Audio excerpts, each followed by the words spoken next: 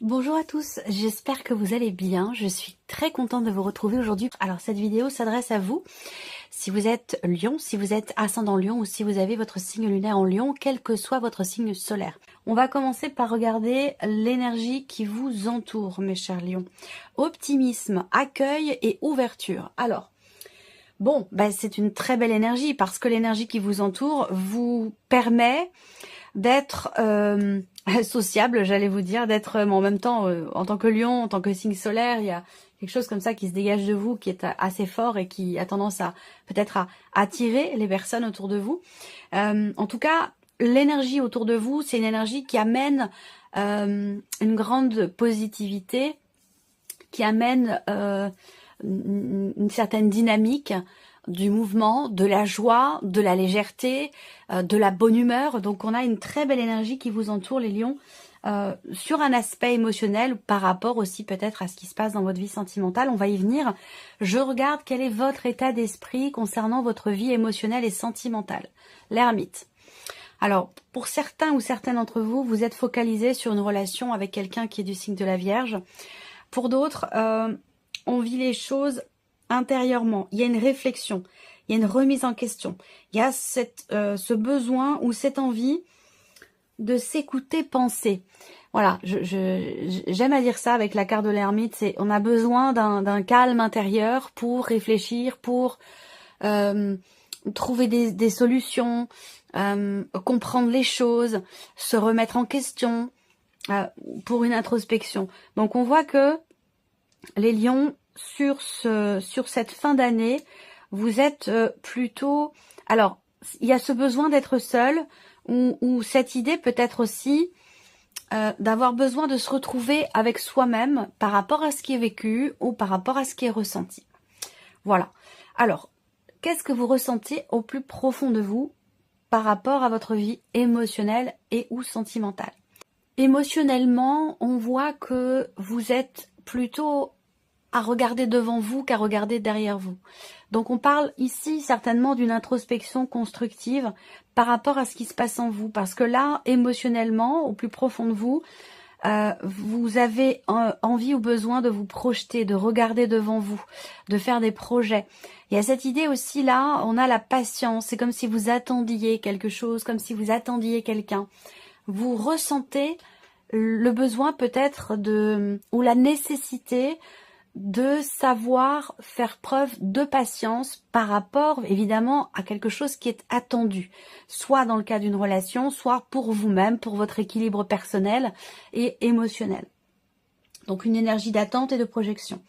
On regarde ce que vous faites concrètement dans les actes pour votre équilibre émotionnel et pour votre vie sentimentale. L'as d'épée.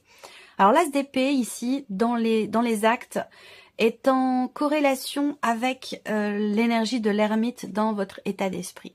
Comme je vous l'ai dit, on a ici... Alors là, on n'est pas du tout dans la cogitation, dans la rumination, on est plutôt ici dans une réflexion, j'allais dire, quelque part, qui est constructive. Peut-être que là, vous agissez en conscience, déjà, premièrement, ou en ayant pris conscience de quelque chose d'important.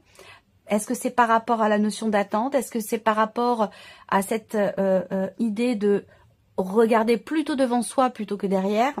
Voilà, on a quelque chose de cet ordre-là. Dans les faits, avec l'as d'épée, bon, on n'est pas sur des bâtons. Dans les actes, on est plutôt sur des épées. Donc, on voit qu'il y a ici l'idée peut-être de réfléchir avant d'agir. Encore une fois, vous agissez pour peut-être comprendre quelque chose, vous comprendre vous-même, clarifier quelque chose dans un relationnel qui est important. Il y a une volonté de comprendre. On agit pour comprendre, on agit pour clarifier, on agit aussi pour pouvoir à terme prendre un nouveau départ. Que ce soit pour vous-même, que ce soit dans une relation avec une personne, peu importe. Dans les faits, au niveau émotionnel ou par rapport à votre vie sentimentale, vous agissez pour pouvoir prendre un nouveau départ. Alors, on continue. On va regarder maintenant ici la deuxième partie. J'ai vu, parce que je lis tous les messages que vous postez en dessous des vidéos. Alors évidemment, je ne peux pas répondre à tout le monde, bien entendu, mais je lis tous vos messages. Je tiens toujours à les lire parce que vous faites l'effort d'écrire quelque chose. Vous faites l'effort aussi souvent de me remercier par rapport aux vidéos. Donc je me dois de lire absolument tous les commentaires qui sont postés sur YouTube. Donc je lis tous vos commentaires. Et j'ai remarqué que par rapport à cette version, certains ou certaines me disent que voilà, moi je suis célibataire, j'ai pas l'impression d'être concernée, cette formule-là, elle me convient pas parce que ça s'adresse pas aux célibataires. Bon, alors, j'apporte une petite nuance quand même par rapport à ça, parce que là, déjà, la première ligne, je ne parle que de vous.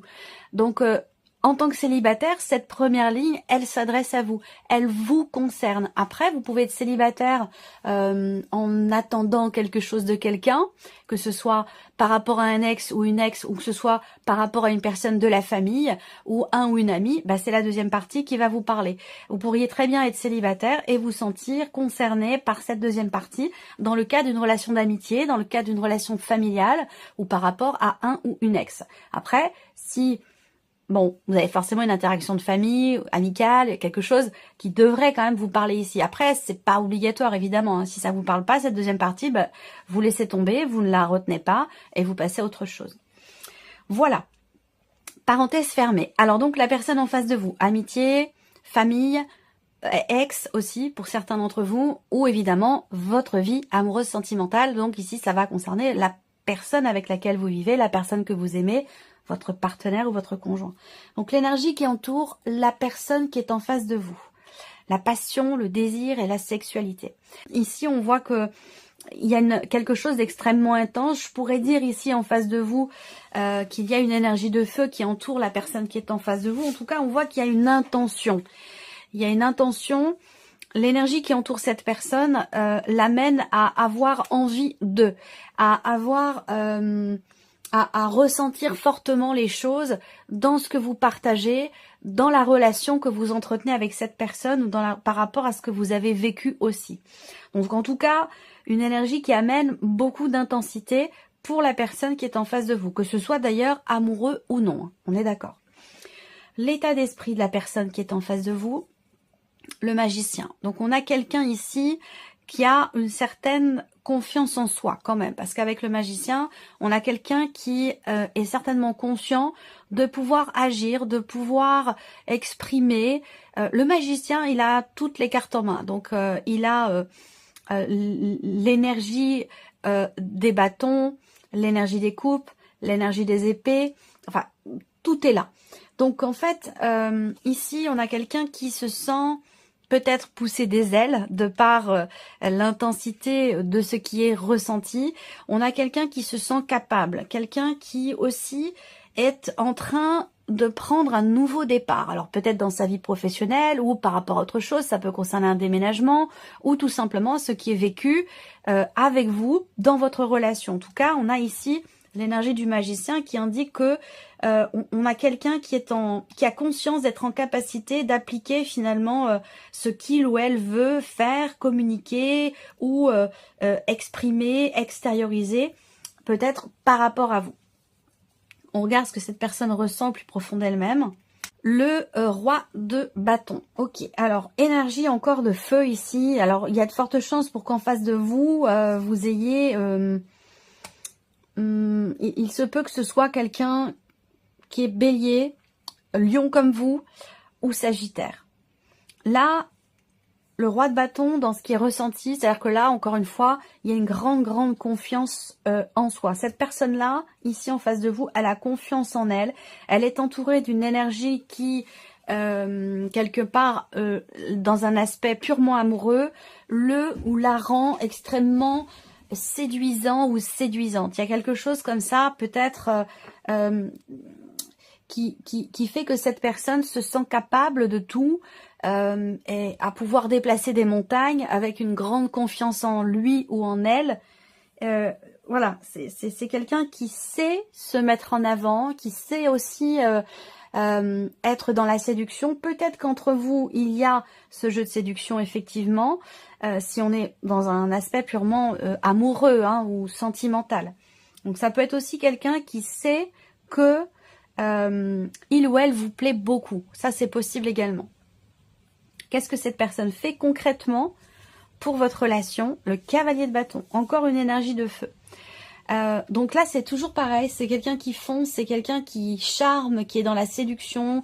On a quelqu'un en face de vous, pour certains ou certains d'entre vous, qui serait prêt à faire des kilomètres pour vous voir, pour vous revoir. Il y a quelque chose comme ça. Après, pour d'autres, si c'est pas une relation amoureuse, si on est plus dans un relationnel ici amical ou familial, on a possiblement ici quelqu'un qui est extrêmement confiant quant à l'évolution peut-être de votre relation. On voit que là, c'est quelqu'un aussi d'extrêmement extraverti, quelqu'un qui a une grande confiance en lui ou en elle et qui se sent capable de tout. Voilà. Alors ça peut paraître aussi, parfois, cette personne, elle peut sembler à certains moments être imbu de sa personne ou être en trop plein de confiance en lui ou de confiance en elle. Mais voilà, on n'a pas d'énergie négative par rapport à ça. C'est juste quelqu'un qui est en confiance et qui est aussi, sur un plan amoureux, beaucoup dans la séduction. Voilà, ça peut être quelqu'un qui plaît et il ou elle sait qu'elle plaît. Vous voyez? Voilà. Alors, on va mettre en corrélation ici les énergies face à face. Alors, vos états d'esprit respectifs, qu'est-ce que ça donne si ça se rencontre? Bon, vous êtes beaucoup dans l'intériorisation, dans la réflexion, dans l'analyse, peut-être plus introverti que la personne qui est en face de vous. Et puis en face de vous, avec le magicien, on a quelqu'un qui a toutes les cartes en main pour faire évoluer les choses ou pour commencer quelque chose peut-être aussi avec vous ou par rapport à vous. En tout cas, ce qu'on voit, c'est que finalement, ça matche bien puisqu'on a ici le 9 de coupe. Donc, l'idée d'une certaine plénitude, d'une certaine complétude aussi. Je trouve que là, il y a une complémentarité quelque part entre vos deux énergies qui sont assez éloignées, mais qui semblent être quand même relativement complémentaires, je trouve. On va continuer et on va regarder ici, par rapport à ce que vous ressentez l'un et l'autre. Vous vous attendez peut-être avant d'agir, vous réfléchissez, et la personne en face de vous, avec le roi de bâton, on a quelqu'un quand même qui est très très confiant, et quelqu'un qui est plutôt dans une volonté d'action, une capacité à quelqu'un qui est beaucoup dans la maîtrise de soi et dans la confiance en soi. Quelqu'un qui pourrait avoir tendance à foncer, à se dire, voilà, moi je sais où je vais, je sais ce que j'ai à faire, je sais ce que je veux, et je sais ce que je ne veux plus aussi. Alors, on va regarder ce que ça donne. Bon, sur un plan amoureux, là, il y a clairement un jeu de séduction. C'est-à-dire que cette personne peut, même si vous êtes vous dans l'attente, peut-être à vouloir prendre votre temps, réfléchir avant d'agir, avant d'y aller. Je pense qu'il y a quand même une forte attirance qui fait que de toute façon, vous allez aller l'un vers l'autre ou revenir l'un vers l'autre. On a quelque chose quand même de cet ordre-là. Parce que là, on a une confirmation que émotionnellement, il y a une attraction, il y a une alchimie, il y a quelque chose qui fait que, voilà. Alors, peut-être que pour certains d'entre vous, il y a une attirance et en même temps ici on peut avoir quelqu'un qui est déjà en relation en face de vous avec une personne et c'est peut-être la raison pour laquelle vous êtes en position d'attente et que vous réfléchissez visiblement sur la situation mais que vous restez quand même malgré tout assez optimiste. On continue, on va regarder la sphère de l'action ici. Qu'est-ce qui ressort pour vous les lions? Si on additionne votre recherche de réponse et de solution, votre réflexion à cette énergie de feu qui est en face de vous. Le fait qu'on est en face de vous, le fait que vous ayez en face de vous quelqu'un qui sait où il ou elle va, qui sait ce qu'il ou elle veut, mais que vous soyez quand même vous en réflexion, je pense que finalement dans vos manières respectives d'agir, pour la relation et vous pour votre vie émotionnelle et ou sentimentale, on voit que ça permet finalement... y a, là aussi, encore dans la sphère de l'action, quelque part, on a une complémentarité entre votre manière d'être alors, pour un signe de feu, je vous trouve quand même très raisonnable, très réfléchi. Voilà, de votre côté, il y a vraiment cette idée de réfléchir avant d'agir. On ne se précipite pas, on prend son temps. Alors qu'en face de vous, on a l'énergie opposée. Avec le cavalier de bâton, on a quelqu'un qui fonce, quoi, qui y va, qui fonce, qui est sûr de lui ou sûr d'elle. Bon, alors ce que ça permet, l'addition des deux, c'est de comprendre clairement là où vous en êtes, ce que vous voulez respectivement l'un et l'autre pour cette relation, quelle qu'elle soit, je le répète, que ce soit amoureux, amical ou familial. Le fait d'avoir ici cette reine d'épée représente une notion j'allais dire de clarté dans la direction que va ou que peut prendre finalement cette relation. En même temps, avec la reine d'épée, bon, il y a quand même ce côté où les épées prennent le dessus finalement sur les bâtons. Donc on peut avoir ici quand même quelqu'un qui est tout feu tout flamme, mais là, il y a quand même ici une démarche mentale, une démarche quand même où on réfléchit toujours, on prend son temps. Là, je pense pas que finalement cette énergie de feu dans l'action prenne le dessus ici sur l'énergie de l'as d'épée. Je pense que ici, dans les faits, effectivement, on structure les choses.